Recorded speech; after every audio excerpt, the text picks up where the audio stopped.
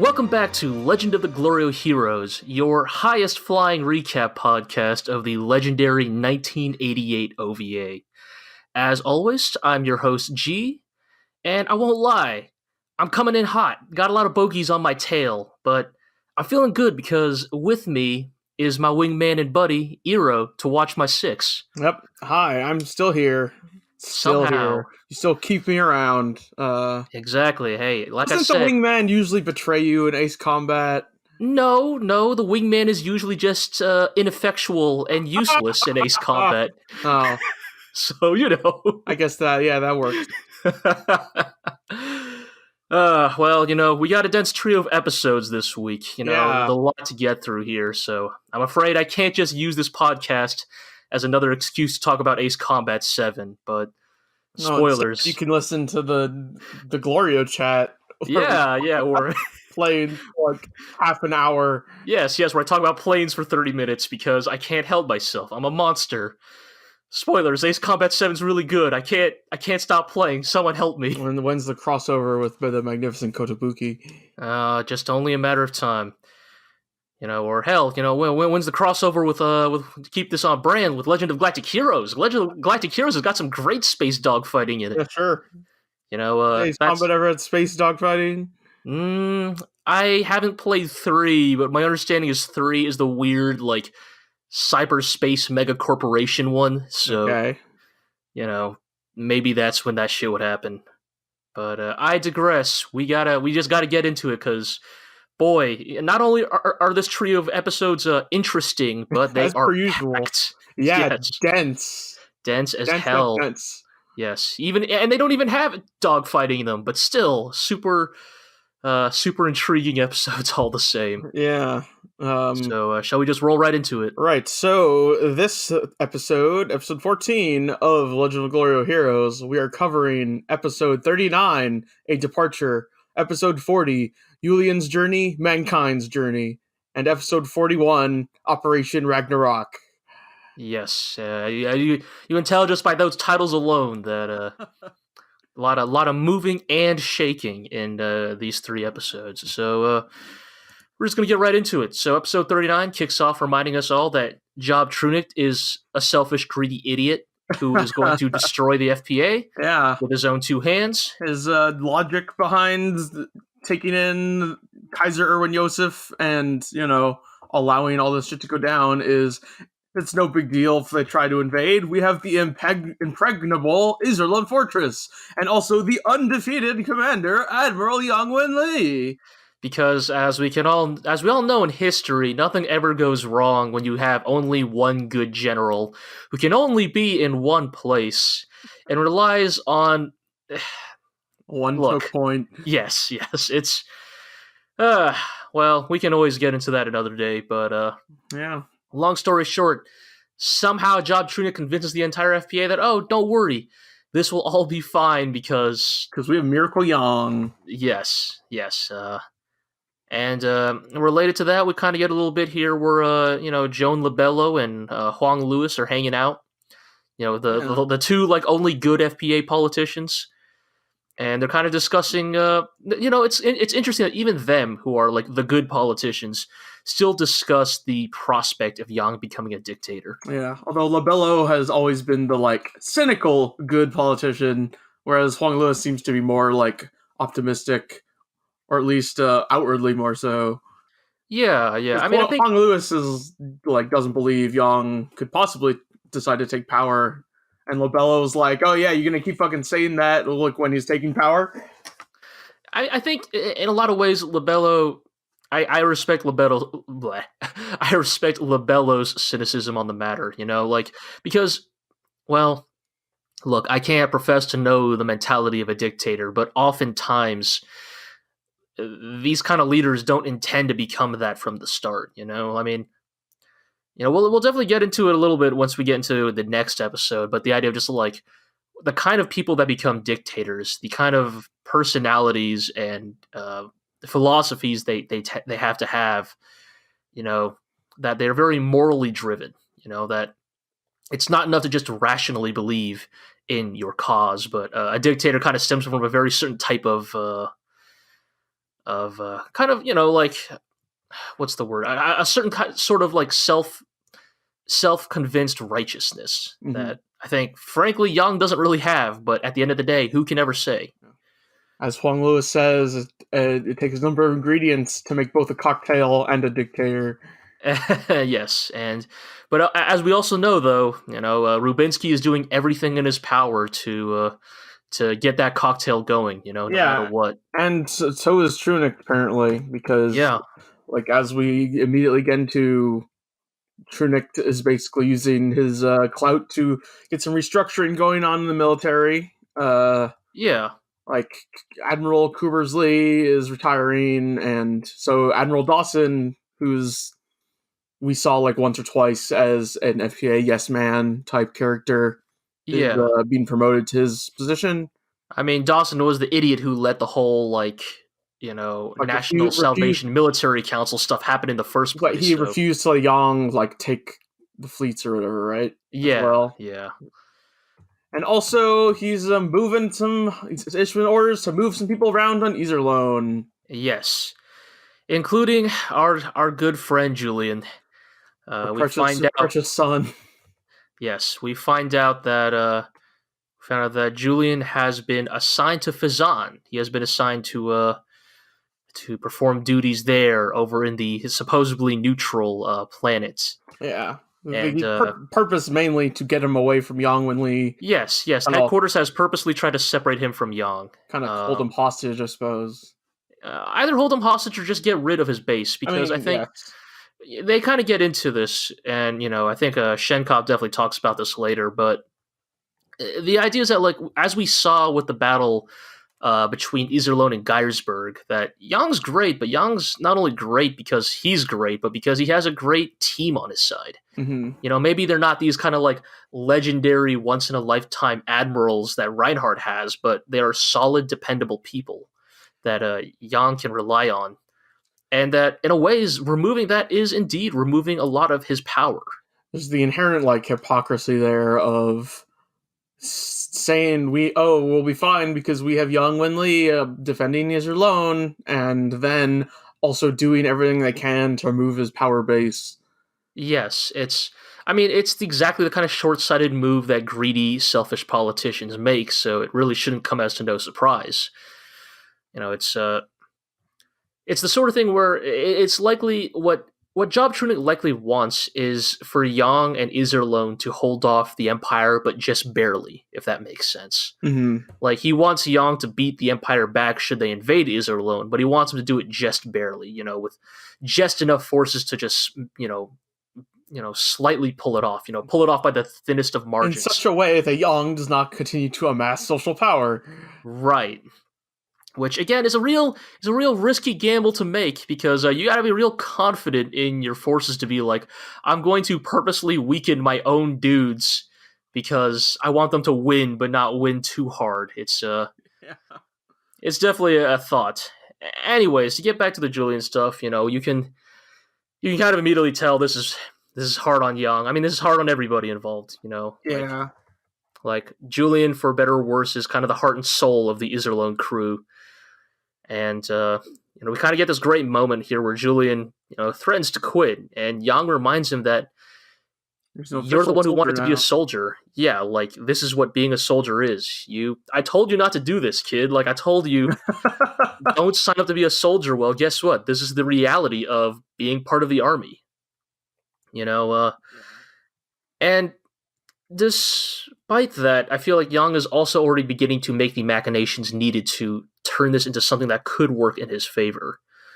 I think we're starting to build to this. We'll get to this at the end of the episode. Kind of the building of the beginning of the legend, the saga of Julian Minchi, if that makes sense. Yeah, because in a ways, Julian is Yang's protege. Not exactly, but he is the person who has maybe learned the most from Yang, and having somebody like that over in Phezzan, keeping an eye on things there, could in a ways end up working knowing in what Yang's we favor. know about the Empire's plans and the upcoming Operation Ragnarok.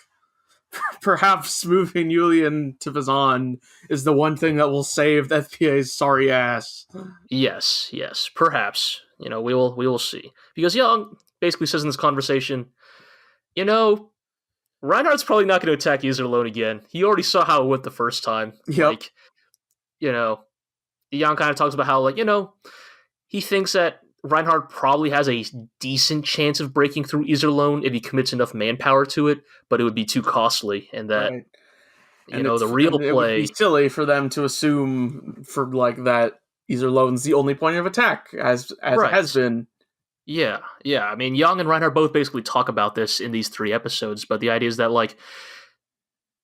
only society defines that Iserlohn is the only passable corridor. Only polite society and the laws that are written on paper say that Iserlohn corridor is the only way we can get through. Physically, tangibly, in the world they live in, the Phezzan corridor exists, and it's only the word of law that says we cannot pass through it. Yeah. So, Young, just like Reinhardt, realizes this truth and the very high likelihood that is the path Reinhardt is going to take. To both get past Iserlohn, but then eventually isolate it. Yeah. If you basically just come in from both sides of the corridor. But I guess we kind of then get into this great conversation where Yang reminds us that in relation to this, that there is no such thing as a status quo, right? That nothing is in place forever. No government, no society, not even humanity. And the reality of. Sorry, go ahead. Yeah, as he says, the Empire has only been around for 500 years. Right, and it's in the grand scheme of not just mankind's history, but the history of the universe, that's a short amount of time. It's a blip on the radar. And they kind of get into the reality of the 3-pronged situation of the Empire, Phezzan, and the FPA, and how theoretically, what we all talked about at the beginning when Phezzan was first introduced, is that it's in Phezzan's best interest to always support the losing side to keep the scales balanced. But what if one of those two sides became so overwhelmingly powerful that even if Phezzan joined the weaker side, it still wouldn't be enough? Right. And that's kind of what we're seeing here. The FPA has become so weak, so fragile, that even if Phezzan threw all of its power with the FPA, it still might not beat Reinhardt and the Empire. And Yang explains that in that situation, well, if the FPA is well and truly fucked at that point, then Phezzan's better move is to team up with the Empire. Yeah, and then hope that they are merciful, after the war, basically. Mm-hmm.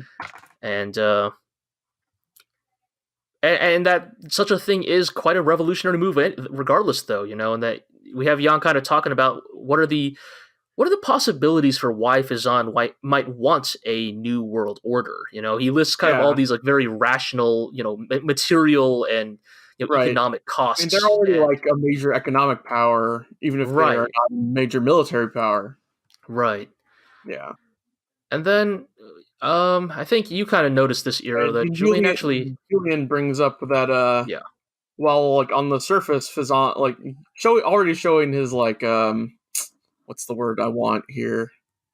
His observations? Insight, I suppose, his growing insight that although on the surface Phezzan's motives appear to be economical, they might be trying to take control in a ideological or spiritual sense, which ties in nicely with the Earth cult stuff we've seen so far. And I think we'll get a little more into that next episode. Yeah, but it definitely gets into this idea that it's easy to always consider the pure, rational, tangible motivations for a group, but that it's not always the case. Yes, that often the motivations are much more intangible. They are moral, they are ideological, and that might even say petty. Yes, fucking current events. Yes, most certainly, yes. That the actions, that people can sometimes make actions that are considered irrational or even highly self-destructive, because they are motivated by ideology and the kind of both inherent danger, but also the inherent power of that kind of force, and why Julian would suggest that that could be Phezzan's actual goal. But yeah, we can only keep talking about this forever because eventually Julian's got to go. So yeah, Yang kind of talks to Julian, kind of gives him some advice that, look, I don't love this, but it is how it's got to be. Then I'm going to prepare you as best I can, and kind of tells him that, like, it'd be this good is going to be a growing. Yeah, like, not only will it be a growing moment for you, but like it's you're going to need to widen your horizons. And I think Yang doesn't mean this in just the kind of like the surface level, like, oh, you should live in another country for a couple years sort of thing. He's saying that what Julian really needs to get out of kind of striking out on his own is that you're going to need to see, like, what are the morals and values of other societies. Like, that you've lived your entire life from the perspective of living in the FPA, and what you need to learn about the perspective of other nations. Right. And it doesn't just mean, like, I think it's important that they recognize here that it's not just like, oh, you need to learn how they differ, but it's more like to intrinsically understand how your morals and values have been shaped by the country you grew up in. Yeah. And how those can change, just because of something as seemingly trivial as, geographical location. Mm-hmm. Like, there's no inherent a greater value between the FPA's point of view and Phezzan's point of view necessarily. Right. Yes. And that this kind of ties into, like, because what Yang wants Julian to learn is not just the FPA's version of the moral good, right, but by experiencing more cultures, beginning to understand what is the, like, overall sense of what is morally good in this universe. Yeah. And he gets into this because he starts talking about, like, to kind of get to it, the actual eventual fate of the FPA, Right. That at its core, the FPA was born in opposition to the Goldenbaum dynasty. Like, that's what it was literally founded. That's what it was literally created from. Yeah. And so it stands for the things that are in opposition to that dynasty, to that empire. It ostensibly stands for, liberalism and an egalitarian society and democracy. But and Yang explains here that if the FPA adopts those same totalitarian principles, or if the empire adopts democratic principles, right, there's no particular need for the FPA to continue existing. Exactly, right. Because, like, think about it. Like, don't think about loyalty to a nation. Think about loyalty to your ideals. Like, and if your loyalty is to democracy and freedom, and the bad guys, the quote unquote bad guys are doing that better than you, like, then think about what that means. Think about then if the things that you grew up with are worth holding on to. And I think this is what I actually wanted to get at last episode when I brought up that Legend of the Galactic Heroes takes an impartial viewpoint in regards to FPA and the Empire. Because, like, it does, but only in as much as it doesn't... The show doesn't care necessarily care, like, which side achieves certain things. It's more important that it does achieve things that are good. Right. So the thing that, yes, I'm glad you talked about this, because I think this is worth getting into. Right. So it's easy to be like, oh, it shows that both sides of the FPA and the Empire are good and bad, and, like, yes, it does, but in the service of pointing towards certain things as being right in the service of achieving good. Yes, like, I think the thing that actually Legend of the Galactic Heroes treats in is that while it may be considered impartial in terms of its portrayal of societies and governments, the thing that Legend of the Galactic Heroes actually makes a surprisingly strong stand on is what are the objective moral goods for a society that are worth striving for. Right. I think not to call them out too much, but I think this is something that a lot of, like, the, like, maybe shittier neo-monarchist Empire fans kind of miss when they're talking about, like, how based and red-pilled the Empire is like, yes, the Empire is this, like, undeniably autocratic, society that relies on the efforts and willpower of a single great ruler.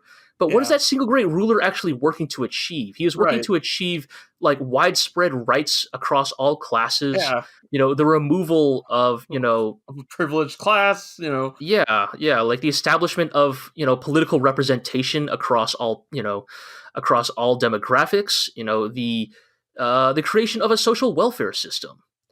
Like the idea that the idea that regardless of what you might feel about Reinhardt's methods, he is striving to create a society in which people do not starve, do not suffer, and do not have their voices quashed, regardless of their racial or economic standing.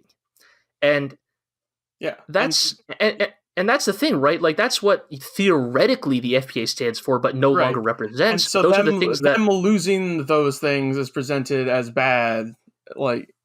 Yeah. They're not good just because they're the democratic society. They would be good because they have things like accountability in the government and social welfare, right. etc. I think the thing to realize is I think it's less that people want to root for the FPA in its current form, but it's more that people want to root for what the FPA represents in opposition to what the Empire used to represent. Yeah. And what I think that gets to at the end of the day, though, is Legend of the Galactic Heroes might be impartial on what is the best way to rule a people, what is the best way to govern a country, but what it does not stay impartial on, what it does not, waffle on, is what are those goods, the show, and we'll get into this with episode 40, but when they start talking about the history of the Goldenbaum dynasty, but, for example, this show explicitly points out, that, that eugenics and racial segregation are bad things, that they are bad for society.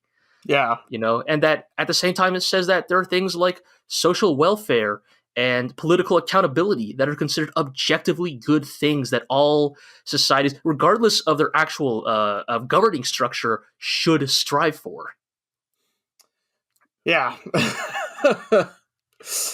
Which is to say, that's us not getting to this conversation is why I was really upset about last episode. Look, I think it took us. Look, it's Legend of the Galactic Heroes is a difficult show to not a difficult show to watch, but I think it is a show that definitely it is challenging to unpack, and it can sometimes take time for us to really let those takes sink in. Yeah. So I think give us 2 weeks from now, and who knows, maybe we'll be even more woke than ever, but who can really say? But anyways, we'll look. We can. I think we'll have a lot more opportunities in this show to talk about basically how these governments strive to achieve those objective moral goods. And again, this is not to defend or justify the Empire's actions. I think. Y'all listening know we kind of maybe bag on Reinhardt. I think that's more just we know how much power that man controls and what he is capable of doing with that power. And, I think the methods he sometimes takes to achieve those objective goods are suspect. And that sometimes that his actions actually do not result in objective goods. So, Yeah. Don't kill kids. Pointing at the camera right now. Yeah. Don't kill kids. We can always get to that later. Anybody, try not to kill anybody. Yeah, you know what? That's a better stance to take. Not just don't kill kids, but ideally don't kill anyone. Don't kill people. It's I know it's a hot take here, but don't kill people. It's bad. Unless they're bad guys. Oh boy. All right. Anyway, no, in all seriousness, so we need to get back on track here. So Julian, as we said, he's got to go, but we kind of have this moment here where Yang's kind of having dinner with Frederica and some of the other officers, kind of talking about some good old FPA sniping at each other. yeah, where we find out that again FPA banter continues to be the best, the absolute best. And that additionally, we're finding out that our friend Louis Mashengo is going with Julian to Phezzan. Julian and Louis Mashengo, crime-fighting duo. Yeah, I'm really looking forward to the buddy cop spin-off about Julian Uh, and Louis Mashengo's just adventures solving crimes Howard on Lee Phezzan. one two. It's on I don't know. on. I don't know, Phezzan 5-0 or something. Uh, But yeah, just so it's not like Julian's gonna be alone there. But but yes, just FPA banter continues to be the best. yep. You know, we finally get to we get another moment here with Julian and Yang hanging out. Julian's packing, getting ready for this trip. Yeah, this famous scene, Yes, right? we Like, finally get to what is probably considered, at least to a casual audience, what is Legend of the Galactic Heroes' most iconic scene. Is we have Julian commenting on Yang's drinking. It's yeah. like, hey, Yang, please, when I'm gone, can you not drink yourself into a hole? And Yang's like, what are you talking about? I drink, but it's not like I'm an alcoholic. And Julian it's not like our expenditures have doubled. It couldn't have possibly gotten up that much. Julian whips out a goddamn Excel sheet, tracking Yang's drinking habits. Showing how they've been on the uptick ever since I guess this show started, basically. But Yang counters back by saying, that calls humanity's friend. How can we abandon a friend?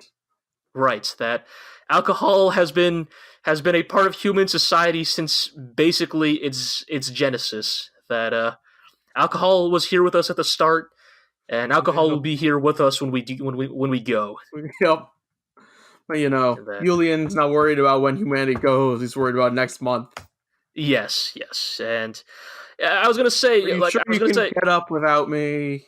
Yes, right. Like, the thing is, Julian is just so precious. Like, I say he's packing, but it's more like Julian is like the concerned mom, making sure that like the house is clean and ready for Yang being by himself for the next, God knows how long.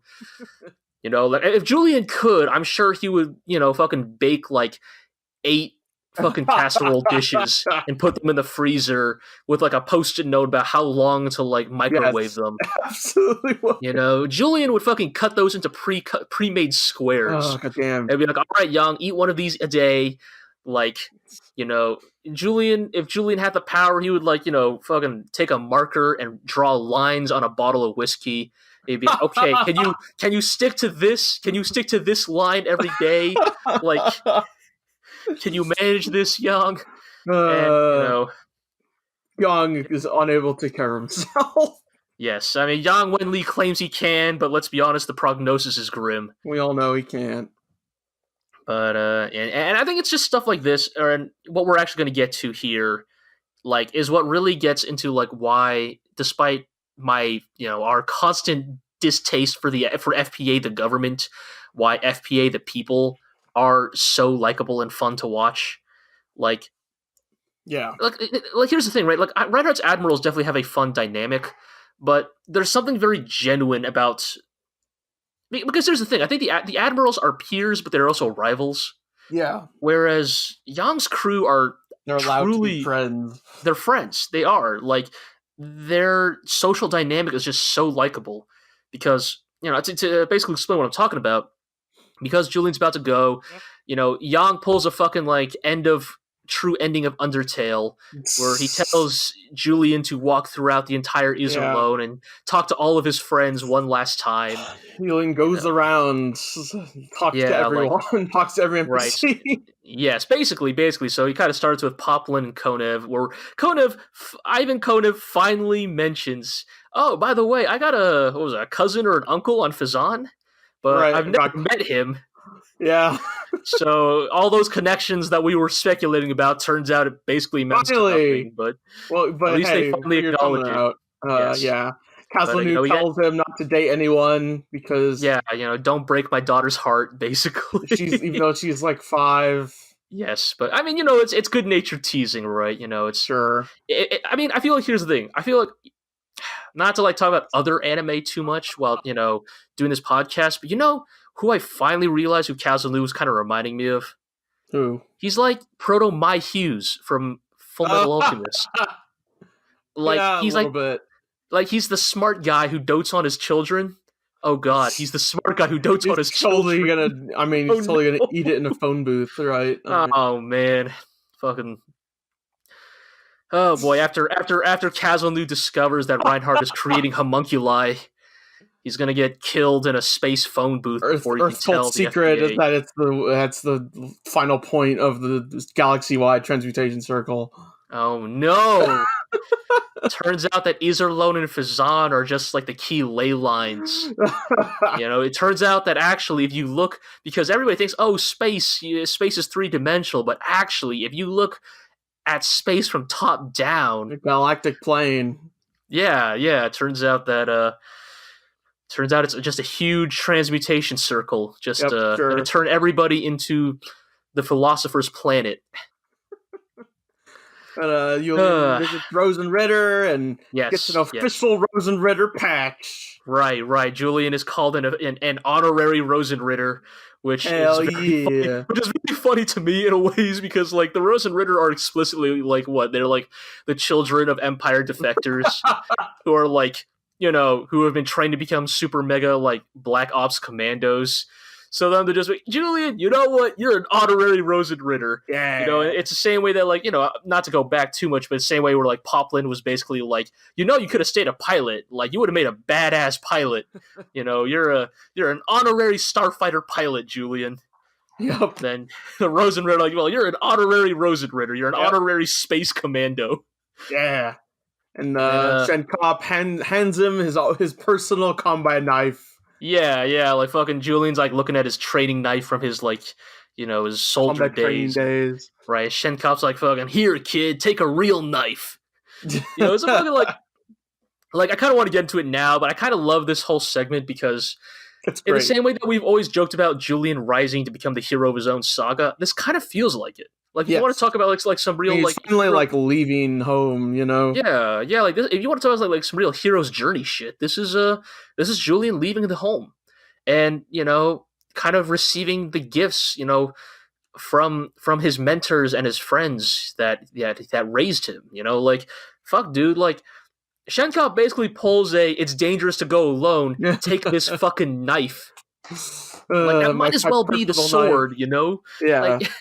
Like that might as well be his. Yeah. It's fantastic, and hell, you even get some, sage advice, from our friend Bagdashu. Fucking Bagdashu, like, Julian making the rounds and slimy motherfucker Bagdashu. Just slinks out of the shadows and is like, hey kid, I'm gonna fucking kill Yang Wen Li when you're gone. Fucking. And at the same time, it's like even a guy like Bagdashu, it's like has become a part of this weird misfit dynamic. Yeah, like where he's like, all right, kid, how about this? I promise not to kill Yang Wen Li while you're gone, and you promise not to put a bullet in my head, okay? I'd rather kill you with my own hands. Right, and but then Bagdashu's like, what, kid? Here's a piece of advice, and I think that in a ways, actually good advice. Not only is it good advice, Bagdashu actually maybe gives the most important line in this entire episode in a ways. Like, I'm not as knowledgeable about espionage as I am military tactics. I'm not going to go into a huge tangent about this, but Bagdashu basically brings up kind of like what is basically like espionage and like information warfare 101, which is be wary of where information comes from. Yeah. And not only think about where information comes from, but who stands to benefit from you knowing that information. Yeah. Because it's a real like, Phoenix Wright Ace Attorney like logic of like, eliminate all the possibilities sort of thing, right? Or like think about it in reverse. But like, the idea is, and they kind of talk about this, right? Like, because we were tangibly shown an example of this in the prior 3 episodes where Reinhardt immediately guesses, wait, why would it leak out that, like, Phezzan is planning this?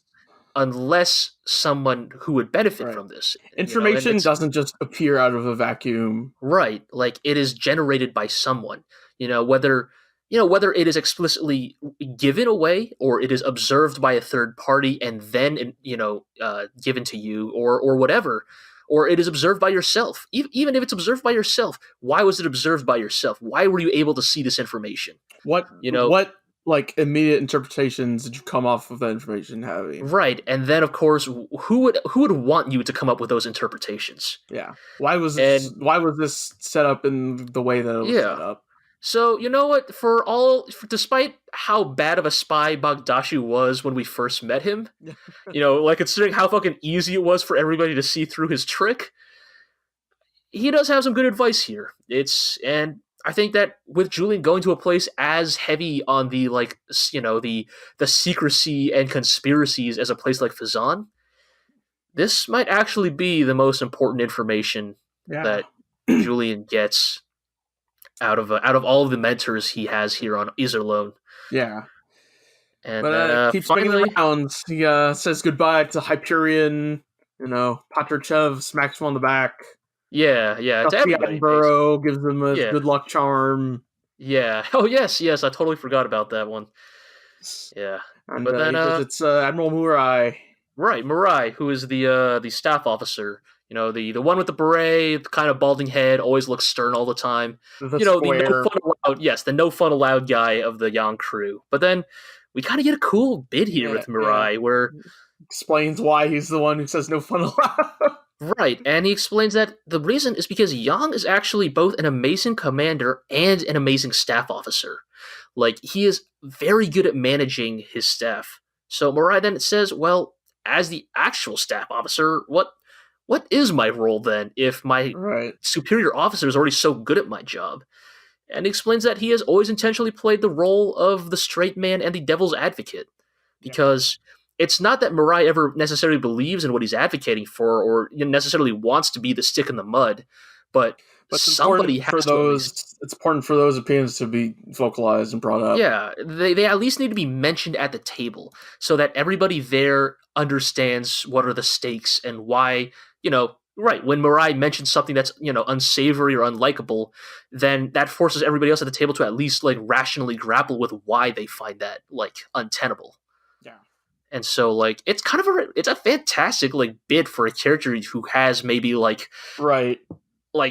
than 50 lines across the whole show. Who in the past 30 episodes has been mostly standing around and looking grumpy. Yeah, and it's oh, man, Yang really did assemble a fantastic group of people.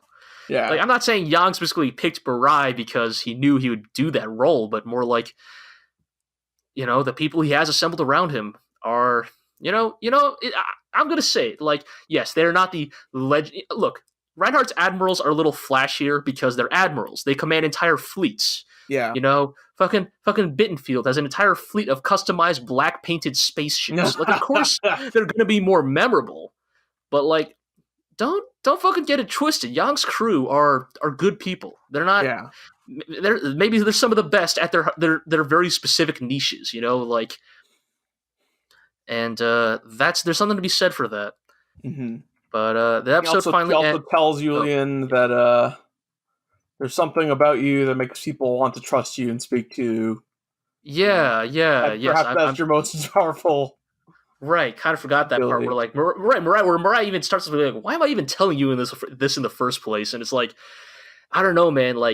The legend of Julian, it feels more and more real with every passing episode. Even Kirky Eyes wanted to walk up and talk to Julian. Yeah, look, of all the people Kirky has ever even met in the FPA, it was basically Yang and Julian. So, yeah. And but yeah, so finally the episode ends with Yang giving Julian what is essentially a Phezzani debit card. Yeah, with a shitload of money on it. And Yang, for all of how great Yang is, he also has a very good observation that, what? It's money that gives you freedom. So, and, he doesn't want Julian to have to worry about something like that while in Phezzan. So, and at the same time, look, it's Julian we're talking about. He's a good kid. Julian's not going to spend that shit unless he needs it. Yep. So, but also But also, I hope that credit card comes into play later. I feel like it has to, right? Yeah. Just some episode of Julian and Louis Mashengo's Cop Buddy Adventures, and it's suddenly like, oh no, we need to spend 250,000 Phezzani dollars in the next 5 minutes, or we're dead. And Julian's I knew this would come in handy someday. Yep. But Oh, and Yep. a letter for Bucock. Oh yeah. Yes, but because Julian will be rendezvousing at Heinesen first before going to Phezzan. Yeah. And with that, Julian finally leaves. Leaves Iserlohn. Yeah, and Merkatz leaves as well Yes, because he was appointed as part of the exile government. Yes, which Merkatz doesn't like that either. We don't really talk about him much, but he ain't too happy about that. But also, like, for better or worse, he has been politically outmaneuvered here. Like, he can't say no. So, off he goes. Young gives the farewell speech, and he's like, "At the strong urging of our government." Yes, the speech is quite good. But Julian heads out. He leaves the boards nest. the ship and flies away. Yeah, and then the narrator fucking has the gall to fucking end it on the most goddamn foreboding note ever, where he's like, "Who can say if Julian would ever see these people ever again?" Right. And I'm like, "Don't say that." Like, don't do that to me. Like, I fucking need Julian to see these people again. I swear to God. Yep. But yeah, at the same time, though, like, in a ways, again, like, this is the beginning of Julian's journey. And here's the thing, like, it's Julian and Louis Mashengo, who is, like, one small facet of familiarity. But I think the thing that's kind of exciting about this is that if we ever get Julian episodes, it's going to be like an almost entirely different new cast. Yeah. And that's kind of exciting, like, because does that mean that we're going to start seeing, like, Julian form his own crew? Maybe. Like, I mean, they've been like in the focus bits on Rupert and Rubinsky, they've kind of been slowly expanding Phezzan's role as like a viewpoint area. Yes. And I think it's kind of exciting in a ways, like, because if Julian stuck with Yang, he would always just be known as Yang's adjutant or Yang's caretaker, the Yang's dishwasher slash dog walker slash housemaid slash chef slash butler. I mean, the greatest sidekick who ever lived. Like, the Robin to Yang's Batman. Yes, but that's all he'd ever be, and hell, just like Robin. Off to become Nightwing. Yeah, Julian, in a ways, this will be good for Julian. I don't know if this will be good for the FPA, but it'll be good for Julian to kind of even more powerful. Become his own legend. Because here's the thing, like, oh my God, we're 40 minutes in, and I want to keep doing baseless speculation, but like Yang's great, right? Yang is a legend already, a legendary admiral. But in many ways, I think, regardless of whatever happens in this show, I wonder if that's all Yang will ever be. Like, Yang does not strike me as the kind of guy who will go down in history as, like, President Yang Wenli or Prime Minister Yang Wenli. We're not going to be hearing about, Yang Wenli saved the FPA and became Prime Minister and served for 8 years. No, like, that's not Yang. That's not going to be Yang. Like, at best, Yang is a footnote in history after he retires to become a historian, and do his own, like, FPA documentaries. Like, or dies in battle. Or that, yes. But I try not to think too hard about that. But they're setting up Julian. They're setting up Julian. They're definitely building up to that. And there's definitely just setting Julian up to be his successor. Yeah. But, like, that's the thing. It's not just Yang's successor. He's going to be Poplin's successor and Cazellnu's successor and Shenkop's successor. He is inheriting the best of Yang's best and brightest. Like, they have a good line there where I think somebody says, like, at the end of the day, Yang, Julian will always be primarily Yang's protege, even though he trained with all of us. Like, he always was Yang's protege first. But also at the same time, I think that's going to make him grow into, like, a far more well-rounded person. Yeah. Like, he's going to have some of Yang's tactical acumen and intelligence, maybe not the sheer amount of it, but also he's not going to be a total slob, and also he can shoot a gun and knife fight, apparently. Julian is already infinitely more well-rounded than Yang Wenli is, but has also inherited the most important thing from Yang Wenli, which is his sense of, like, even-keeled observation and morality. And I don't know, in some ways, it's like, in ways, I'd almost go as far as say, I think Julian's got more going for him than Reinhard does, actually.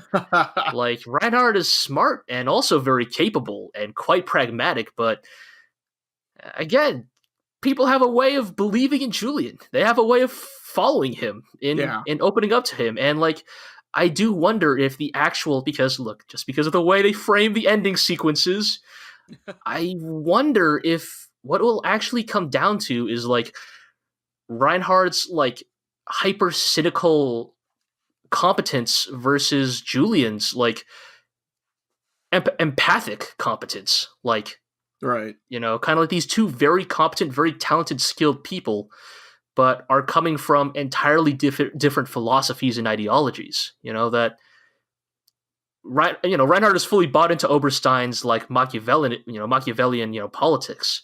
You know, I don't think Reinhardt's ever getting out of that quagmire. But I don't know. I just don't see that happening to Julian. I feel like even if Julian were to gain like significant political, or military power, like, I don't know, he's just too good of a kid. Yeah, he is the potential to be greater than either of them at this point. I think that's kind of what I'm thinking. But we need to get to the other 2 episodes. Yeah, oh boy. Yeah, episode 40, Julian's off on his journey, and on the way, he's got a lot of time on his hands as they fly to Heineken. God, we have to talk about this episode.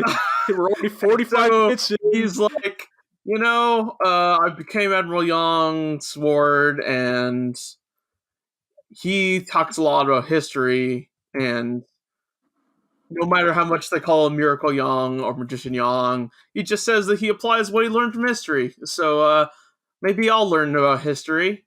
Sticks in his space floppy disk into his space DOS computer, and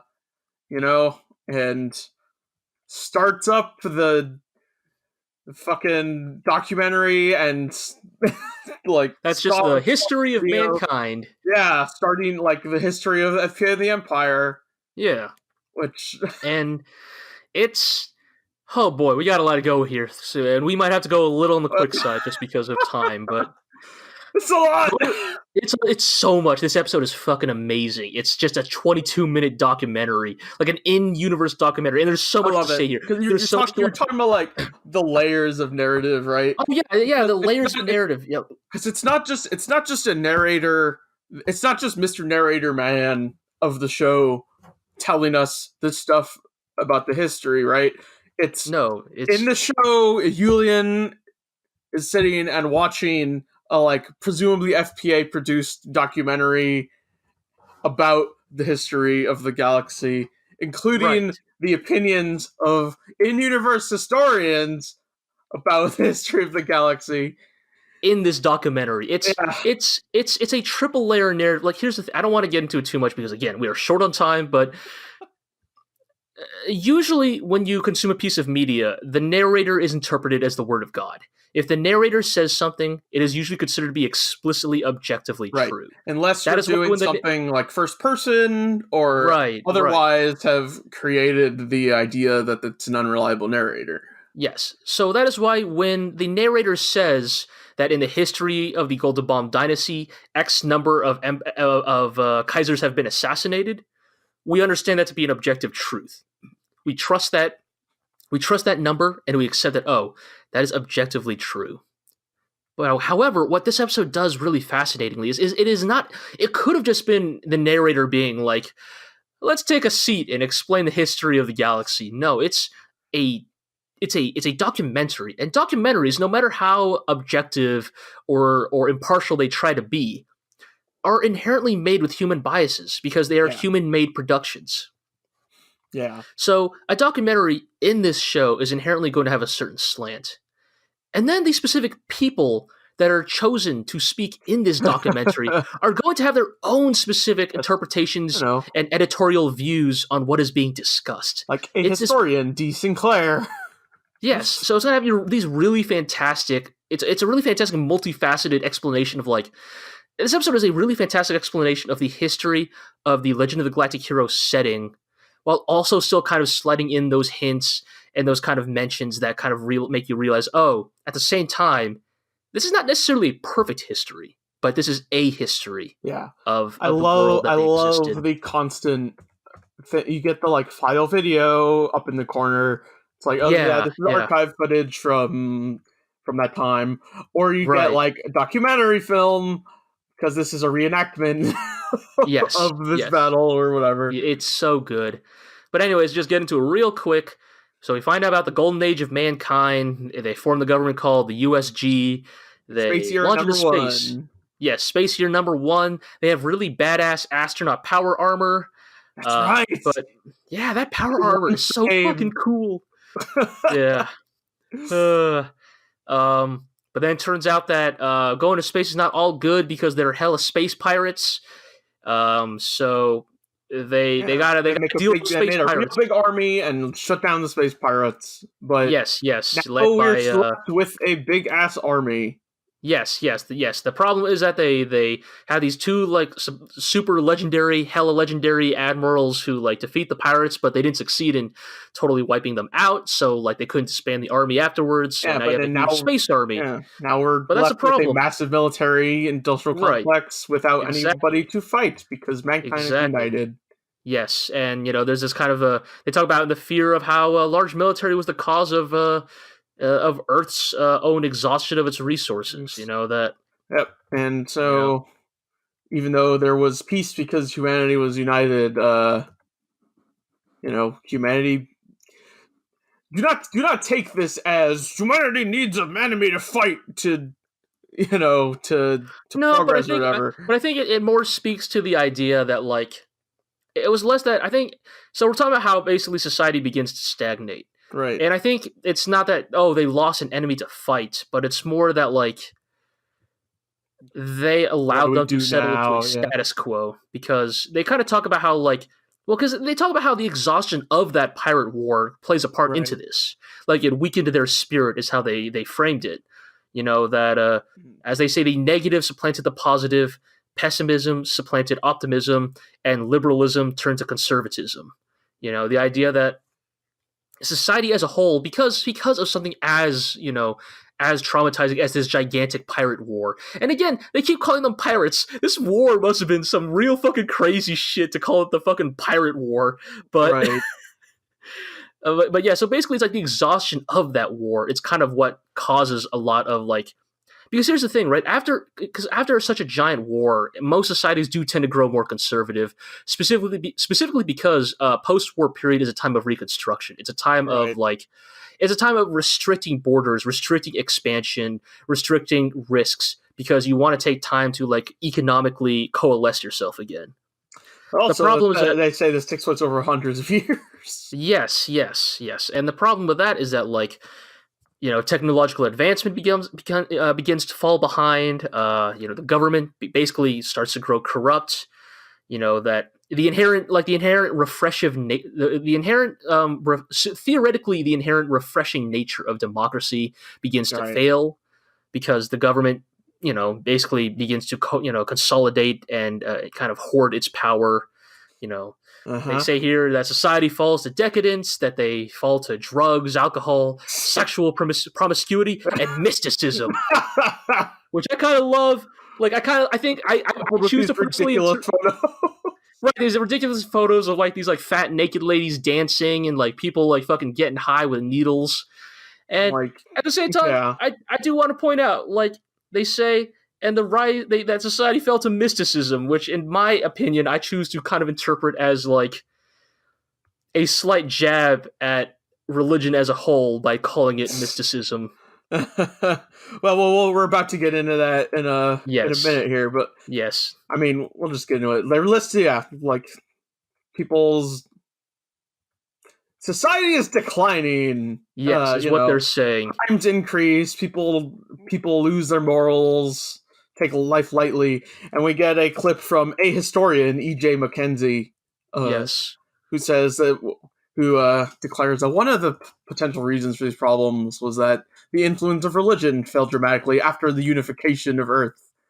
Right, so they even kind of during the apocalyptic time of the 13-Day War, which was mentioned earlier, as involving a lot of nuclear weapons, and the subsequent 90-year war. Yeah. No savior appeared, no God descended to Earth. Which there's a lot to go unpack. There's a lot to unpack, and I mean, here's the thing: because of the documentary formats, I think I personally want to believe that Legend of the Galactic Heroes is not implying that, oh, a society without religion begins to fall apart. No. I think what it is actually suggesting is that the thing about religion, though, is that religion can serve as a set of Right. of general communal moral guidelines. Like that is kind of religion's Right. role. That is what religion's role was in history. Yeah. You know, It's like I think of religion as a way that people came up with to like justify their existence on this earth, or like explain away things they didn't understand, and that became a and it helps to create a set of, as you said, communal moral guidelines. Yes, I think that at its core, it's like, both for better and for worse, basically religion is kind of like the original kind of bludgeon used by society to form it in a certain direction. Make people act the way they want them to act. Yes, and that can be both good and bad, of course, but yeah.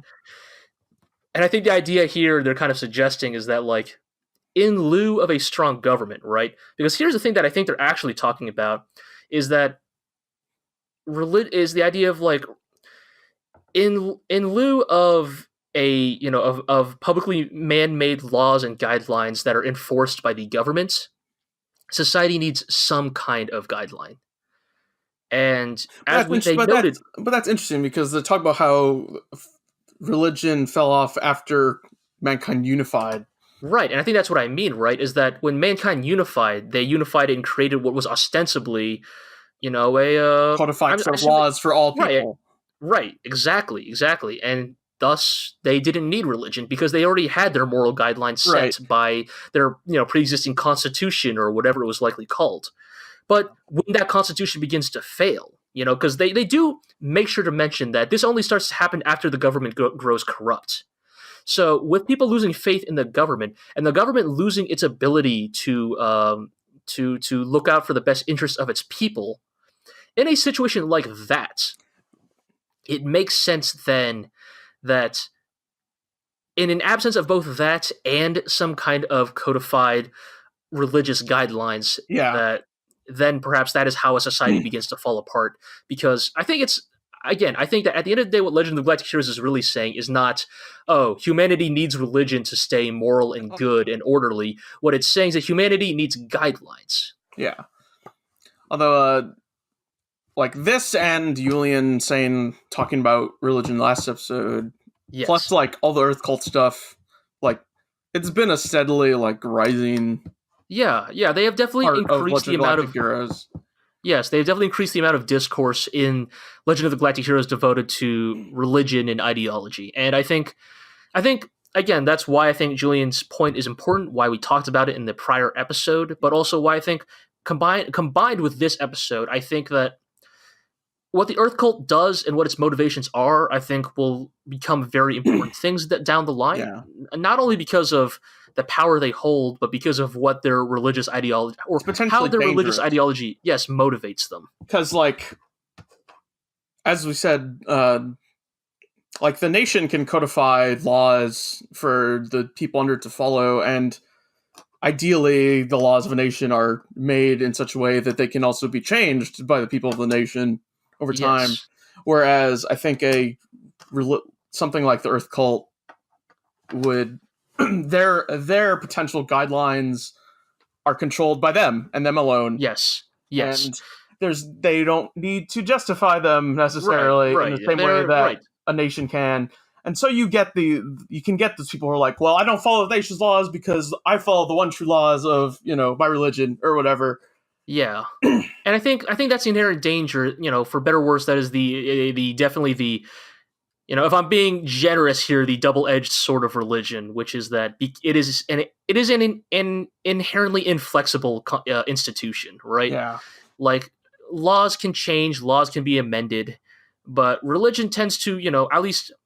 And here's the thing: I'm not even saying religion has not changed. As somebody who's studied a lot of history, no, of course one not. only needs to look at the history of Christianity to see like how many revisions and different versions of that religion they have made to understand that people will change those things. But those changes will not be founded in, as you said, a codified set of law, but they will be on some level changed based on the whims and desires of its those in most power, powerful individuals. And Yep. that kind of gets back into kind of the danger of, Yes, like just as we have seen the people of the government in Legend of Galactic Heroes bend the rules to service themselves and themselves alone, so can happen with any leaders. Oh yeah, totally. But anyways, we got a whole lot more episode to go through because we haven't even gotten to the rise of the Goldenbaum dynasty yet. So, oh boy. Oh boy. So basically, shit's real bad. But then Rudolf von Goldenbaum rises to power. He's an admiral in the USG military who does a lot of shit, kills a lot of pirates, and decides to try and fix society. But war hero who goes into politics. Yes. But as the FPA documentary notes, and again, because it's a documentary, this is definitely going to be... That's right. This is something the FPA is definitely going to say. It's really interesting that one shot, that one thing of him giving his fucking Hitler speech is listed as documentary film and not file video, actually. Yeah. As I look at that screen caps here. Right. But what I mean is that, like, again, because it's probably an FPA, produced documentary, this is not the objective truth, but they do mention that there are people that wanted to fix society. However, rather than try and go for the kind of long-term change, the kind of slow reforms that are needed to fix a government, they decided to go with the short-term fix that is called a dictatorship. And but the strong, fast medicine is accompanied by undesirable side effects. Oh yes. So Rudolf von Goldenbaum rises to power. He kind of builds his political base. He wins a seat in what is it? Parliament. Okay, Parliament at first. Parliament, yes. Congress. Right, but then he takes advantage of a loophole in the Constitution and becomes both Prime Minister and the President of Parliament, which I think is a very interesting detail. I'm glad they mentioned this because this is like dictatorship 101. Like, people don't just suddenly become dictators. Like, nobody just fucking walks up to... Yeah, right. Nobody walks up to Parliament or Congress and is like, okay, I own everything now. That's just how it is. Like, no, it's always a process. They take advantage of loopholes and shit that people are not sure how to immediately deal with. Yes. It's a process. And, there are untold numbers. Well, not untold, but there are many examples of this happening in real life with real world dictators. Like, there is a reason why... Not even just dictators, but just stuff. Like leaders in general, yes. Because here's the thing, right? Like, because they talk about how by being both Prime Minister and President of Parliament, he gets rid of his only checks and balances. And, like, this is kind of the kind of thing... This is kind of like why, like, spoilers, making government is hard. Because... Right. You need to write... Like, you need to write in these... what's the word I want? Freaking, you need to account for situations you might have never expected to happen. Yes, and that might not ever. Otherwise, you get people being like, "Oh, we don't have to vote on this because there's nothing that says we absolutely have to." Right, exactly. Yes, to bring up some relevant examples, you have basically, the way I like to frame it is the Airbud rule. Yes, the Airbud rule, that if your rules don't tell everybody that a dog can't play football, a dog will eventually play football. And that is why you have to have that rule there.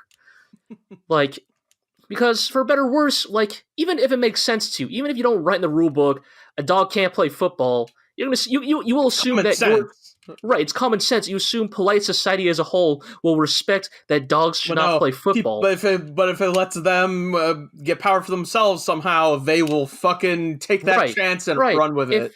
Right. If letting a dog play football allows you unparalleled control of the government, you will let that dog play football.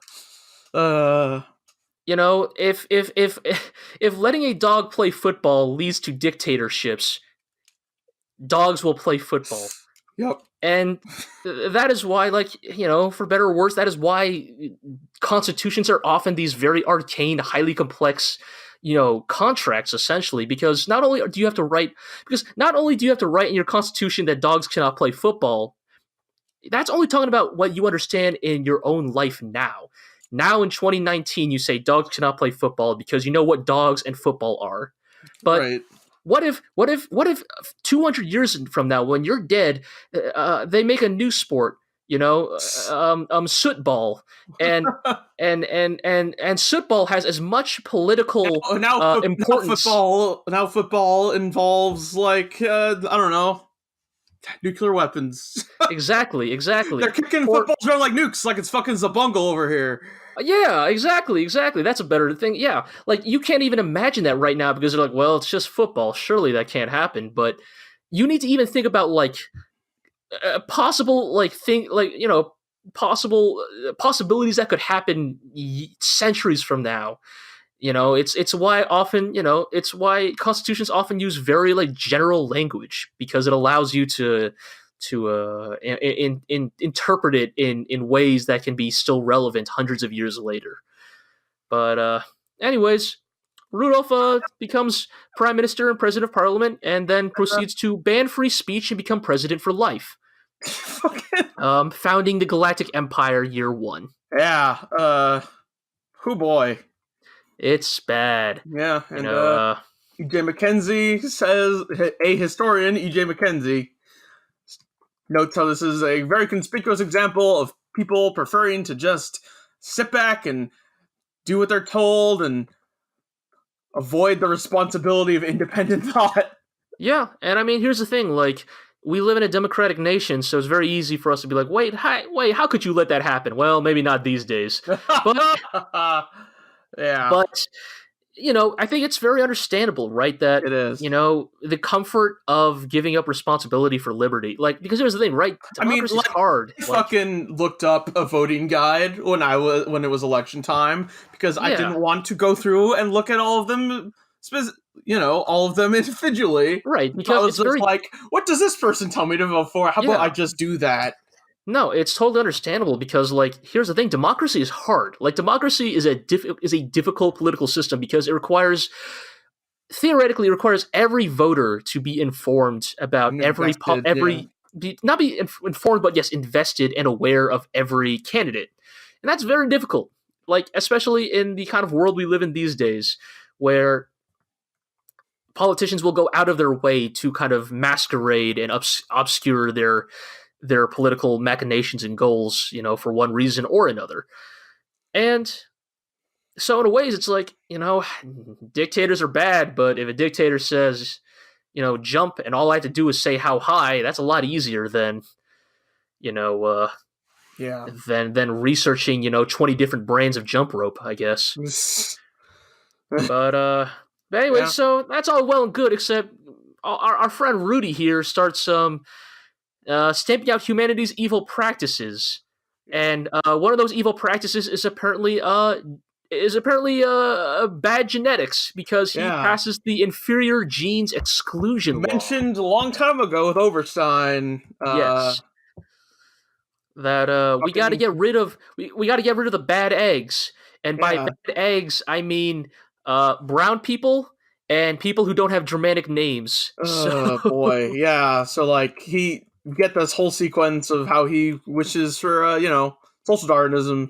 Humanity must purge its weaker parts and prosper. And right. So to make sure, get all these file photos, these stock photographs of how he removed social welfare, regarded the handicapped and poor as abnormal. Forced sterilization, euthanasia of the mentally ill. Yep, all pictures the corpses. Pictures of corpses. Pictures of corpses. Just kind of going for the hat trick of what we call in this book I have bad stuff. Really, really bad stuff. He also goes on to dissolve Parliament. Because some of them are criticizing him. Parliament over. Yeah. So you know what? Get rid of Parliament. So there's no longer any accountability in the government's hunt of what they call political and ideological criminals. We're getting executions without trials. He sets up a secret police who just kill people. Yeah, just kill people without we didn't kill them. They just disappeared after we sent them to another planet. It's fine. And then we finally arrive at what I find is a very interesting point.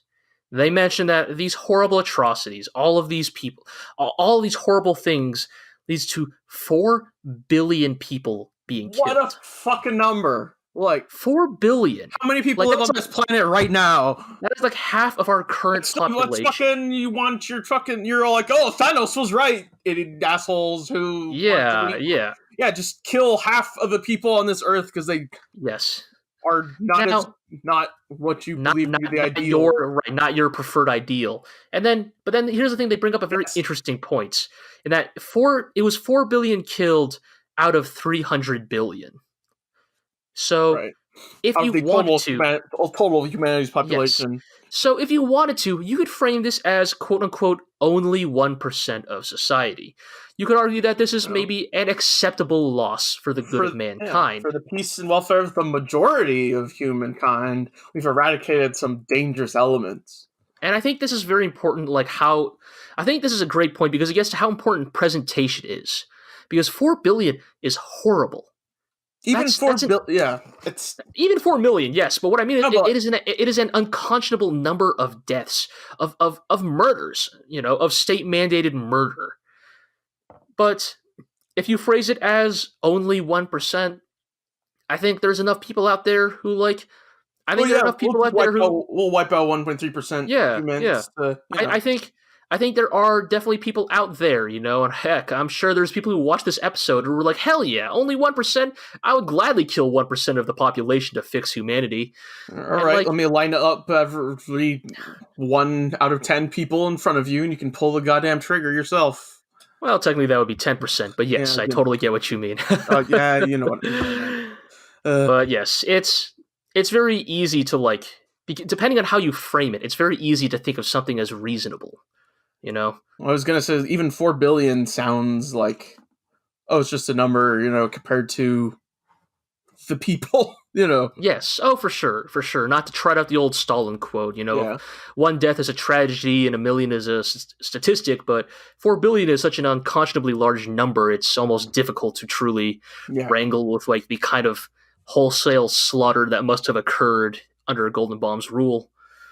And because of this, he finally decides that not only does he need to do all this, but he also needs to create a new class of society he can deem superior. A new upper class needs to be created to support his dynasty. And this show fucking goes for it. This show's written 30 years ago!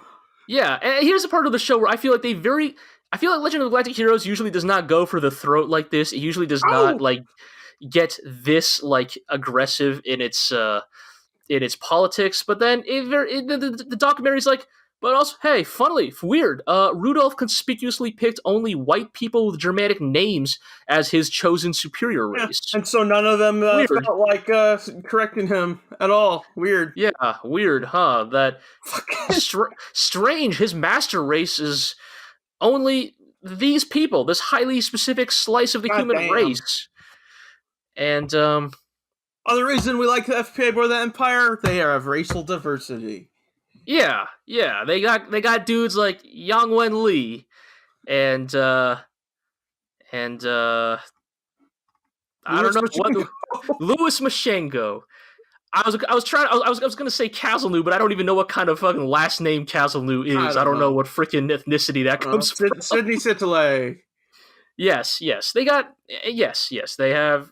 Well, it's not even the diversity I care about so much as the not murdering people who are not the right race thing. Really, that is the actual concern I have here. But yes, I totally get you.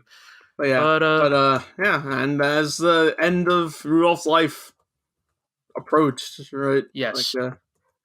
As Rudolph's life ends, his succession becomes something of a. He only had daughters with his empress, although.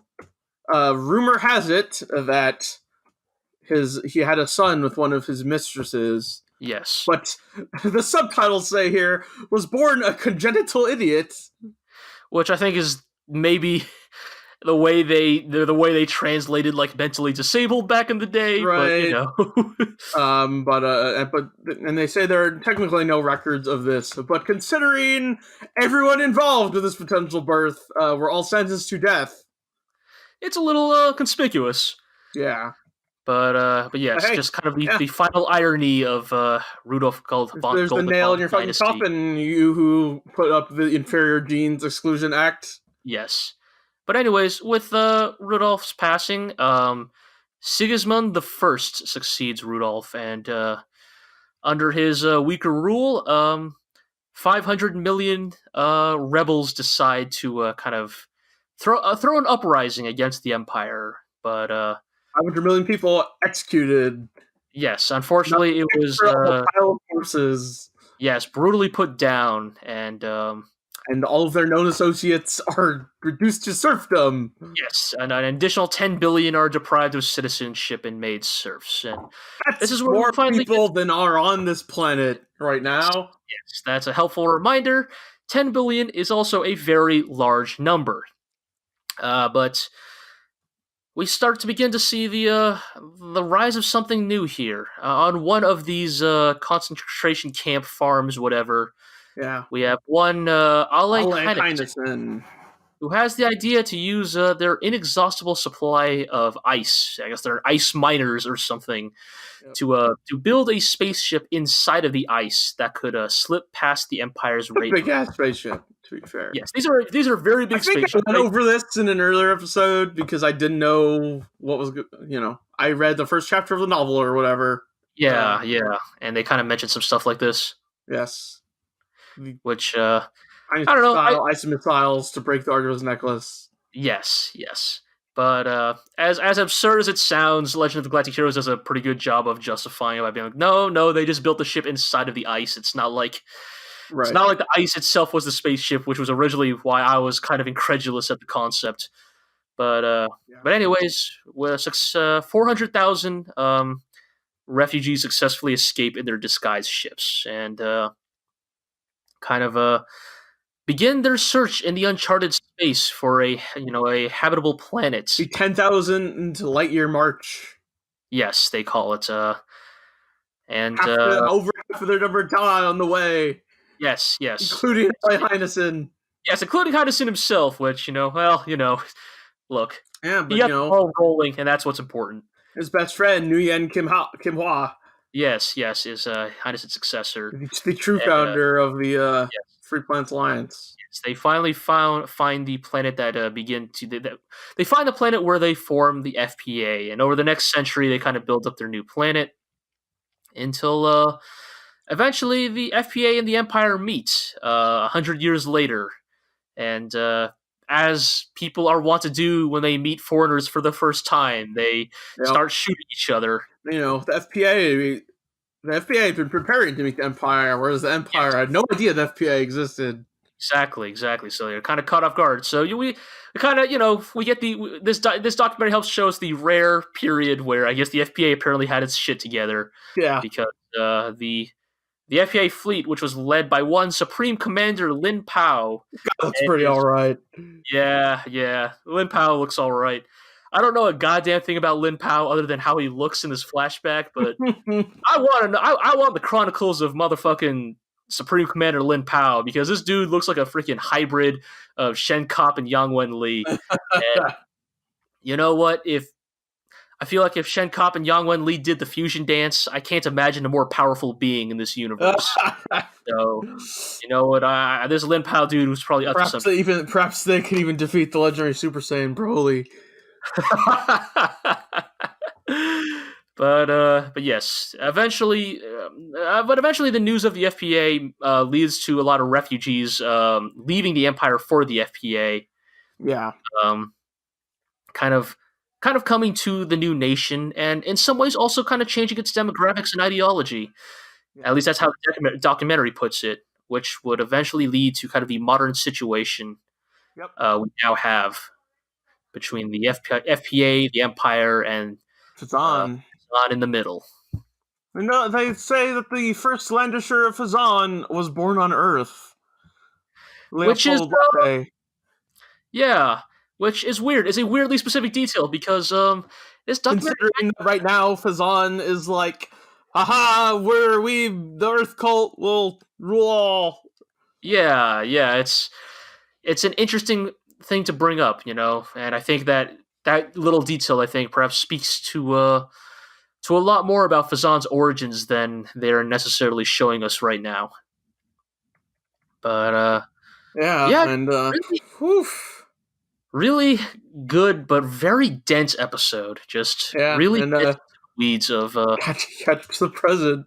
Like, yeah, it's a cool episode though. Like the format of the documentary kind of really does an amazing job of just really building the world of Legend of the Galactic Heroes without, doing the dry thing of just having the narrator kind of state it.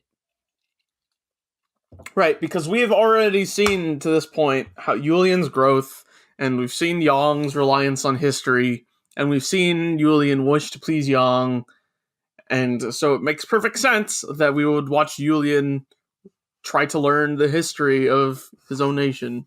Yeah, and I think in a ways it's good because this episode also speaks to kind of the importance of historiography, which is basically the concept that history is not objective. That history is not an objective listing of facts and dates and numbers. History is a chronicle. It is a chronicle. Curated. It is a curated chronicle of our own, as of now, current observations of the past based on the information we have available to us and how we choose to editorialize that information. Again, that is not to say that this FPA documentary is disingenuous or fraudulent, but it is that important reminder that in universe, this is history as known by the FPA. This version of the documentary, made in the Empire is probably something very different. Oh yeah. Like in some ways, like it's like, not to even go the whole, not even to even tread into the, both sides, fallacy, but like it does make me wonder, well, what would an Empire produced documentary about, Rudolph Goldenbaum's dynasty look like? Like, or what is the good they focus on then? Like what is the or is it not even the good they focus on, but how do they choose to then editorialize the events that did happen? Like when we talk about how, like, Rudolph, created the new upper class, that is all, white Germanic people. Like, does the Empire version of that documentary frame that as a good thing? Does it frame it as a necessary thing? He assembled the cream of the crop for society's benefit. Right. Is their version of that documentary that, and then Rudolph did the amazing thing. He assembled the best that the Empire had to offer, and surrounded himself with. You're right. Did he surround himself with the best and brightest? Yeah. What else would you expect a leader to do? Exactly. Yes. Of course. Clearly. A leader will always surround themselves with the most qualified and competent people. Surely. Anyways, long, and we got one more episode, so we better just. I'm sorry. Empire is preparing for their new offensive, and public opinion is with them. Yes. Reinhardt's strategy. How dare those cowards kidnap our Kaiser, take them to the FPA? How dare the FPA collaborate on this heinous plot? Exactly. Reinhardt's strategy has worked out perfectly. It has emboldened the people to sign up, en masse. Lining up at those recruitment offices. Yes. And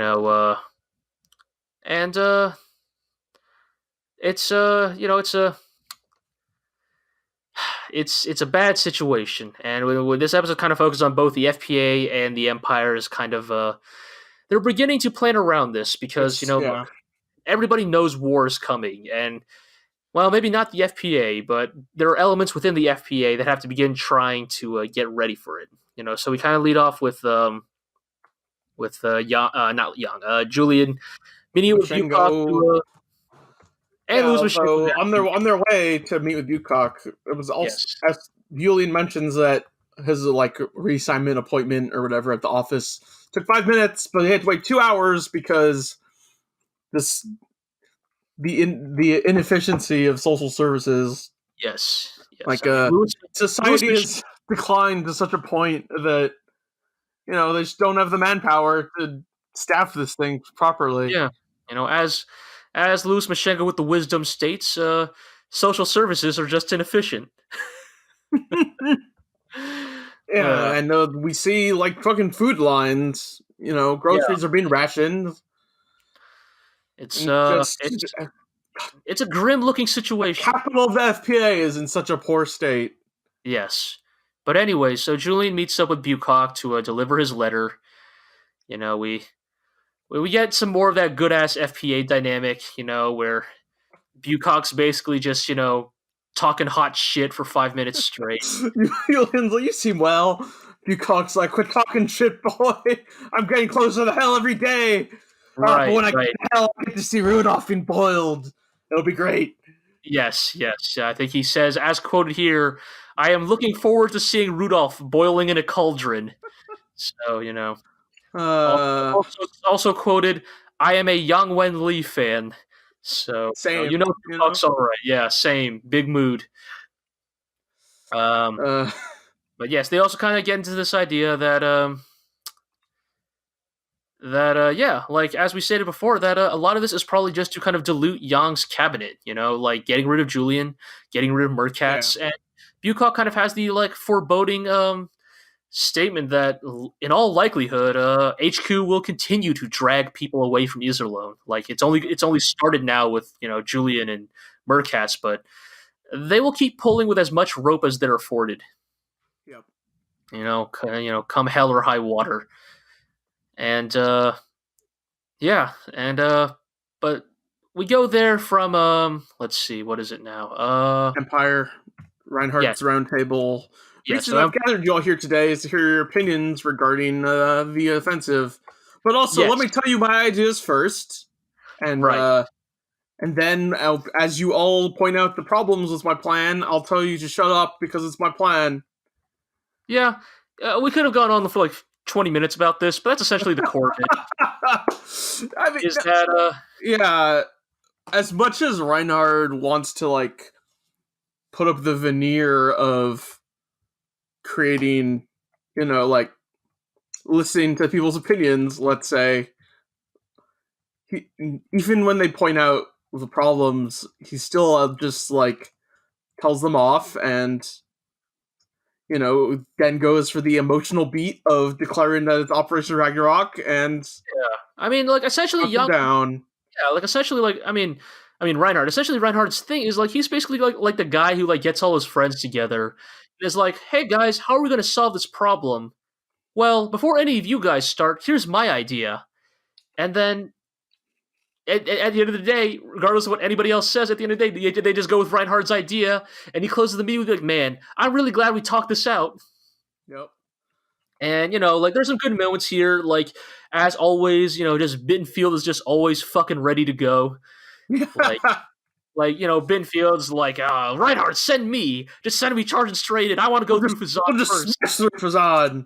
Right, like Roythel's like, what if Phezzan fucking like closes off on us like from behind, and and Ben goes, then I'll just go back and smash him up too.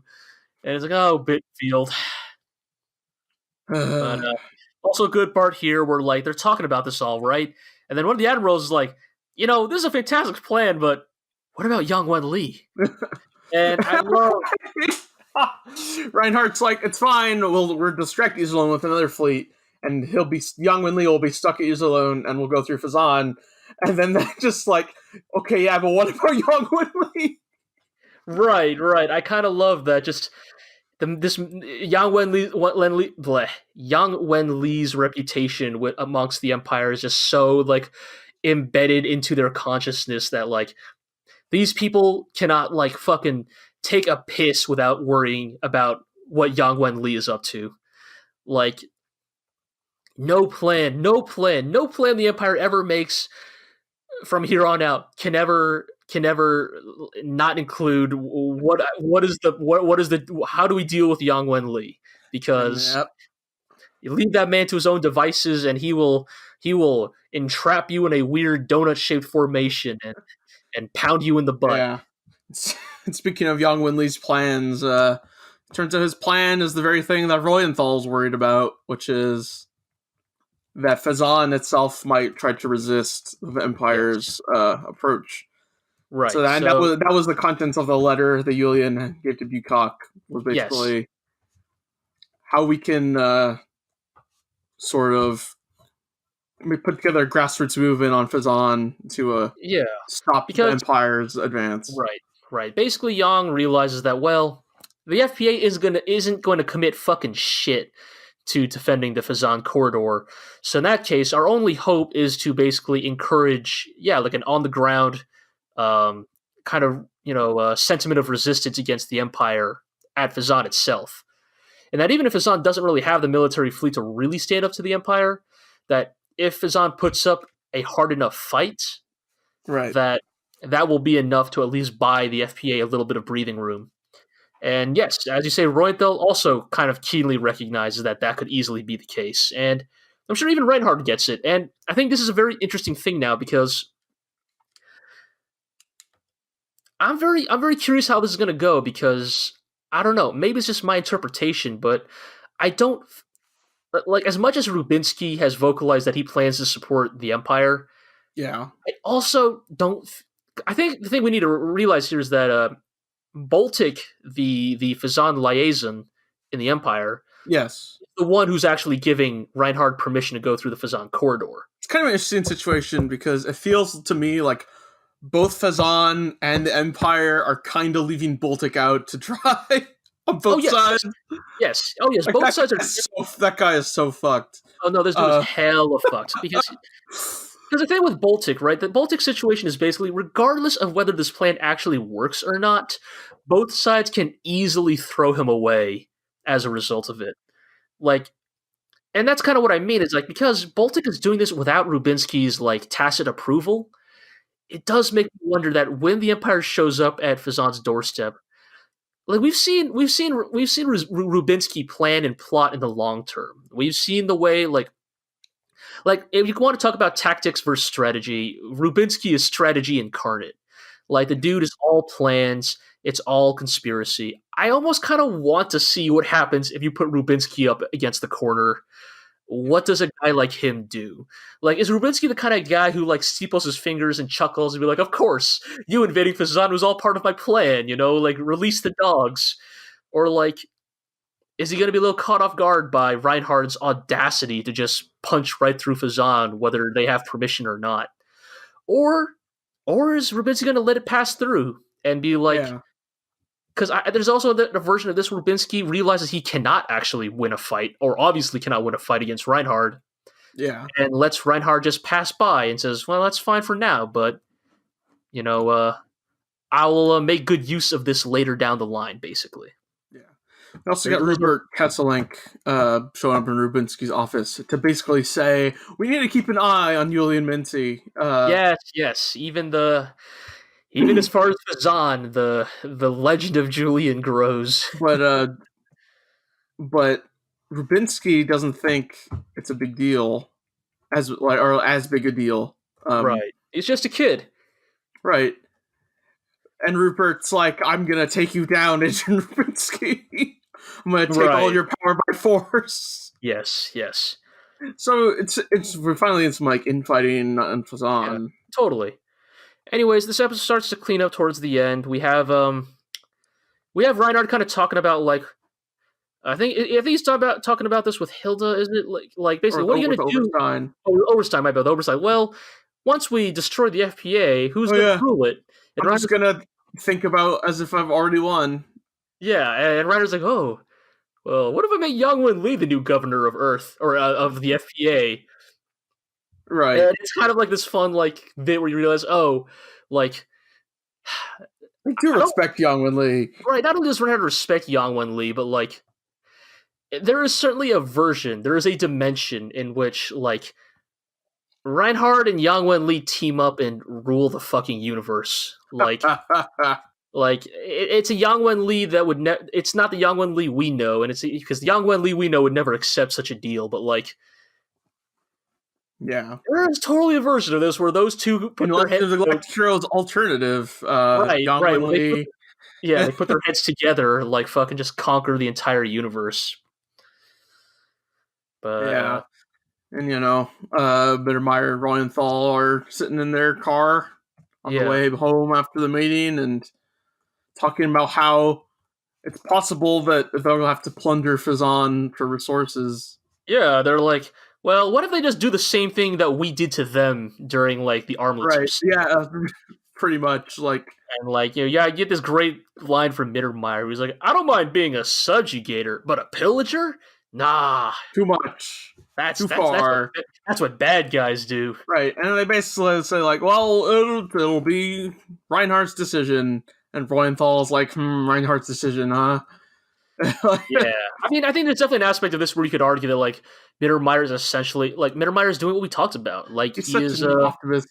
Well, not just that he's an optimist, but in a ways he is giving up the moral responsibility, like the burden of moral responsibility. Like he's saying, because here's the thing: if Reinhardt orders him to pillage, he'll pillage, and he'll, as he said, well, it was Reinhardt's decision. Like I'm not a bad guy; I'm just following orders, right?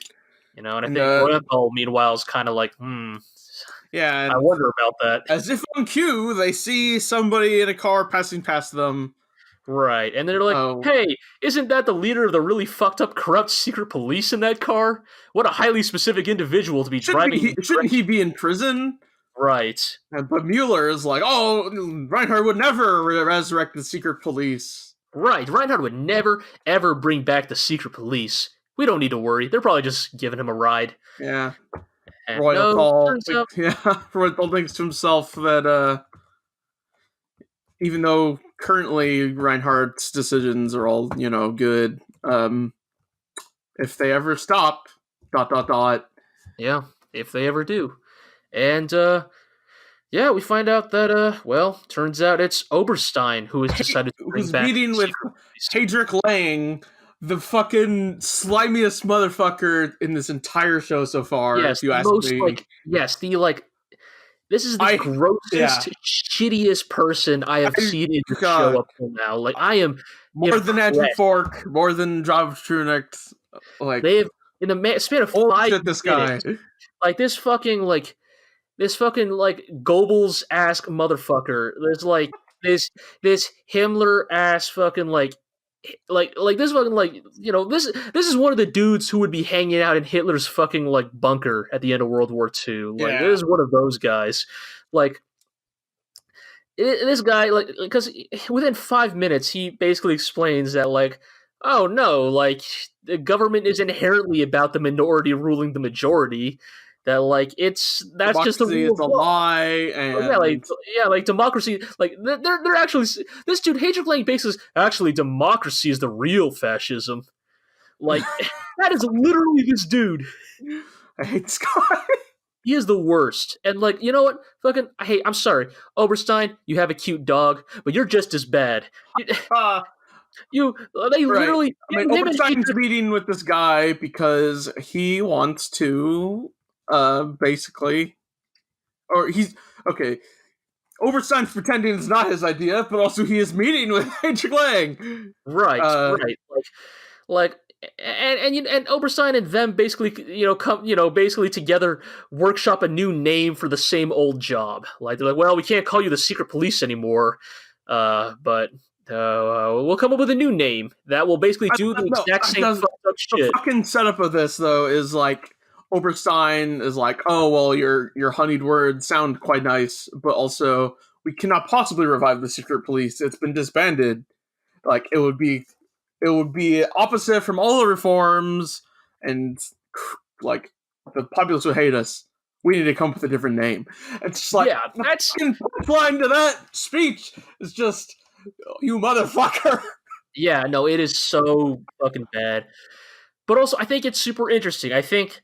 Oh yeah, it's very because here's the thing. This is the first explicit time we have seen Oberstein start to make his own moves. That's the first time we have seen. Yes. I mean, other than the nuking stuff. Right. But even then, that is Reinhardt is still implicit in that because he doesn't make the choice, right? Oberstein is just choosing to put together a secret police behind Reinhardt's back. Like as far as we know, Reinhardt knows nothing about this. This is entirely Oberstein's choice, and for now, you could charitably say that Oberstein is doing this for the good of the Empire. That Oberstein is the realistic one who realizes like Reinhardt's reforms are good and all, but we need the secret police to get the real shit done, and it very much kind of falls into that kind of very like hyper cynical thinking of like good stuff is weak and ineffectual. Like if you want to get real work done, you have to get dirty, and it's like that's a fucking fallacy. Yeah, it's a take for sure, and it's one that Heydrich Lang, no relation to a known monster, Dave Lang, is no relation there, but bears a striking similarity, I would say. But again, now we're making inside jokes about inside podcasts. So that's true. All right, I'm just gonna say that this guy is gross. Oberstein is gross. True. All of these things are true. And then, and then Reinhardt has a part conversation with Hilda. Yeah. And you know what? It's kind of once again, I think, very telling about kind of where Reinhardt's at these days. Right. I mean, Hilda asks if there's no way to coexist with FPA, and Reinhardt goes in this whole fucking prepared speech about how, like, the FPA signed their own death warrant by taking care of the Kaiser and such, when, like conveniently ignoring the fact that he's the one who allowed this plot to take place in the first place. Right. Like, this entire situation happens because he allowed it to happen. Like, he can make all of this rhetoric. He can make all these speeches to everybody in the Empire, to his admirals, that this is our moral imperative, that it is our moral imperative to defeat the FPA and overthrow the tyranny they have created by harboring Erwin Joseph. But like, you might as well hand in Erwin Joseph to them on a fucking silver platter. Yeah, like, this is all on you. You started this war. Like, so to get back to like objective moral goods, I think this is now where why I think we often criticize Reinhardt, because even if he is striving for objective moral goods like equality and social welfare and political accountability, at the end of the day, his methods are terrible. Yes, he is using some objectively terrible methods. Like this war will kill millions. All those people we saw signing up for the war, like on the Empire side because of Reinhardt's speech, all of those people are probably going to die. Here's the thing. I think the FPA is fucked. I don't see how the FPA wins this war. I could easily see the end of Season 2 being the just actual dissolution of the FPA. Just, straight up. I could see that being the end of Season 2 with the way this is going. But, all that said, even if that does happen, the FPA is not going to take this lying down. If the Empire might win this war, but they will pay for it in blood. It's not no matter how much Reinhardt's framing it as we'll smash over them, it's still a war. You're still gonna take some hits. Yeah, people will die. And again, Yang Wen Li, the chess piece that can move onto any square, can shoot 5 spaces away, can fly, can teleport, actually. That chess piece that is known as Yang Wen Li is still in play on the board. And as we saw with Geiersberg, Yang Wen Li doesn't like to spill blood, but when he does, the consequences are catastrophic. If Yang Wen Li used his powers for evil, the amount of blood shed would fill the fucking ocean of one of these 2 planets. Let's not get stupid here. And the fact of the matter is that both Reinhardt and Rubinsky are poking at that bear's nest. They're totally they're jabbing at Yang Wen. They're daring him. They're like, come on, they're show us your worst. Thread. Right, we're tightening the thread. Come on, show us your worst, Yang Wen Li. What do you got? What are you gonna do to me, huh? What you gonna do? Dragon. It's you they're bullying a magician, is what they're doing. It's dangerous. That's dangerous, man. Yeah, and But fucking Reinhard speechifies to himself that now he can't turn back, no. because if he returned back now, who could possibly restore harmony to the universe? Could he live with himself if he entrusted the future of humanity to the high nobles or to the demagogues of Phezzan who are moved only by profits? It's like, dude, Yeah, it's chill. yeah. No, it's again. This is just Reinhardt pontificating, because at the end of the day, like, in the same way that everybody always says that Reinhardt always sets up situations to benefit him, Right. Reinhardt never creates situations. Reinhardt in this entire show, up until this point, Reinhardt has never been put in a situation he did not engineer himself. Yeah. Saying that I have no choice just means you've already chosen.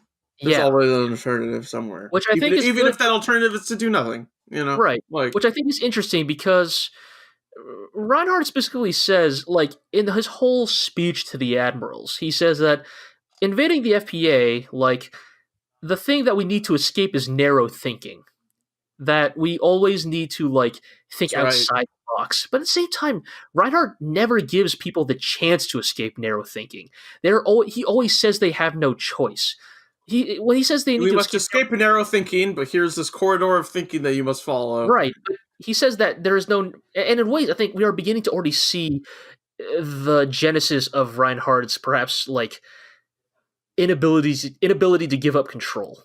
Like we need to escape narrow thinking, so here, travel this track that I've laid out for you, like, and the fact that he even started this war in the first place, like he didn't need to. Like, we saw in the beginning of season 2 that the Empire was in a better place than it's ever been. Like, Yeah. even, I mean, like, you could almost justify the battle against Iserlohn, because you can make the entirely justified and rightful claim that, hey, that is Empire territory. Like, you didn't build Iserlohn, that's ours. Like, give it back. Right. You can almost justify that. That battle, to an extent, is understandable from the Empire's viewpoint. But this war, right? They're at a military stalemate, basically. But yeah. Like, this war, however, this Operation Ragnarok is just. This is just Reinhardt warmongering. He's just out for blood for no reason, essentially. Like, because what is the actual goal here? To take over the FPA? Like, unify the galaxy. Right, for what reason? What, to unify the galaxy? Like, it's like incredibly vague goal. Right, it's this incredibly vague goal. Right, exactly, to what end? Because here, time to get in some last minute speculation before we end this podcast, but I mean, he talks about how, like, with this war, he needs to end the FPA because Reinhardt always says, "Oh, I want to fix everything, but I just can't as long as the FPA exists. As long as bad guys exist, I just don't have time to fix the world."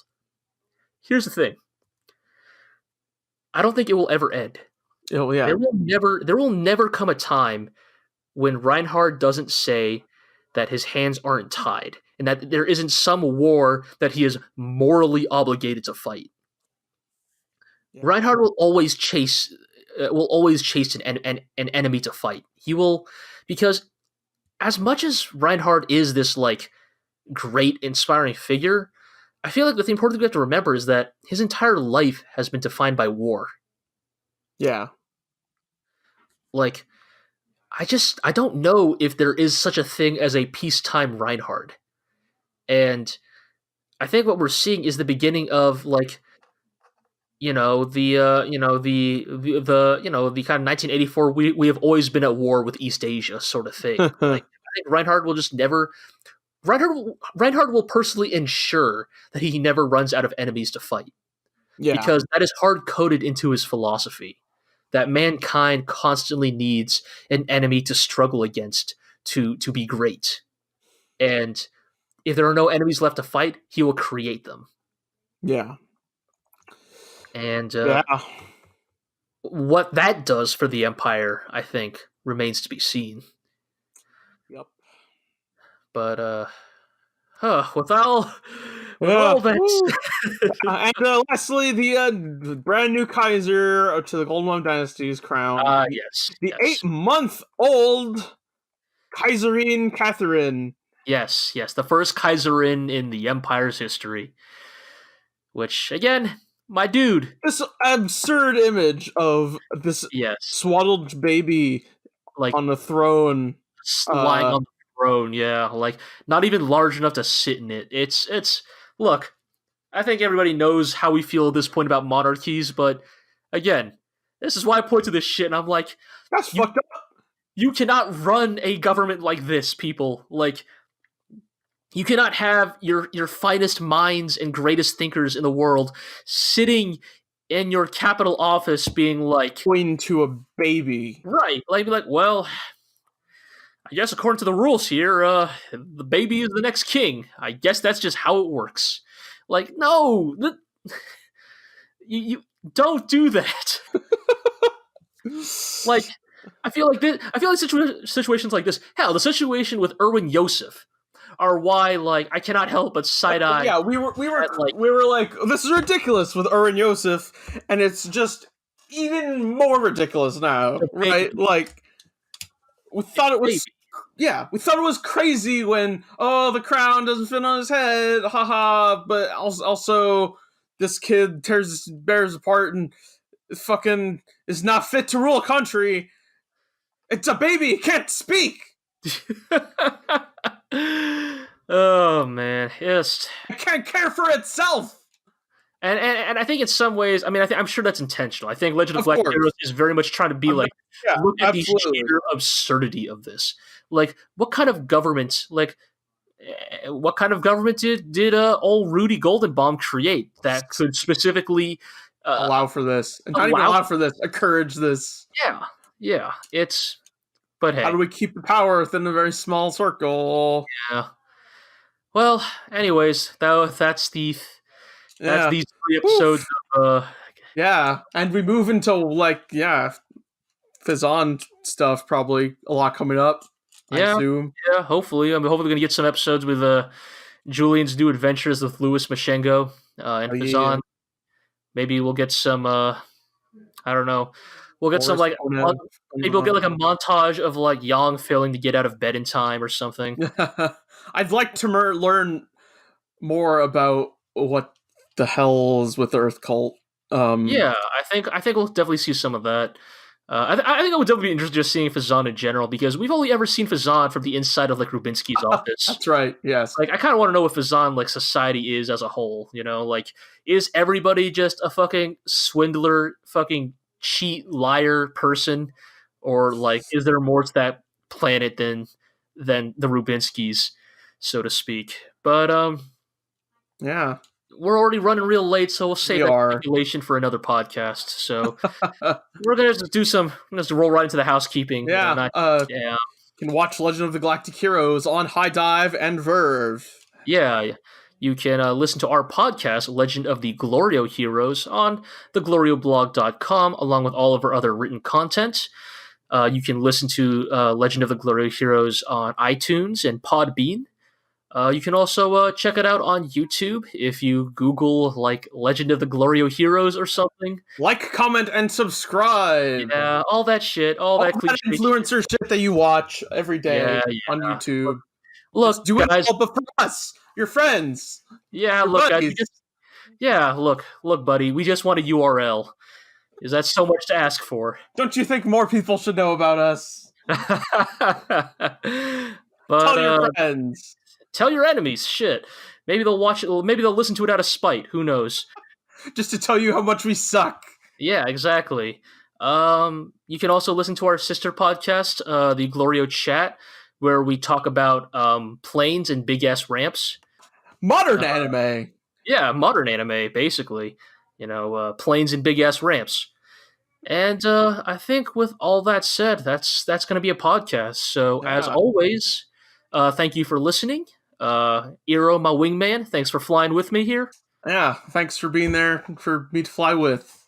Exactly. You know, up here in the skies, man, we don't got borders up here. You know, what color do you see? I see a. Well, actually, technically, there's no color in space. What you're seeing is the absence of light. I see 100 billion stars and 100 billion lights. But Good night, yes. everyone. Yes. So, we will see you all next time amongst the Sea of Stars.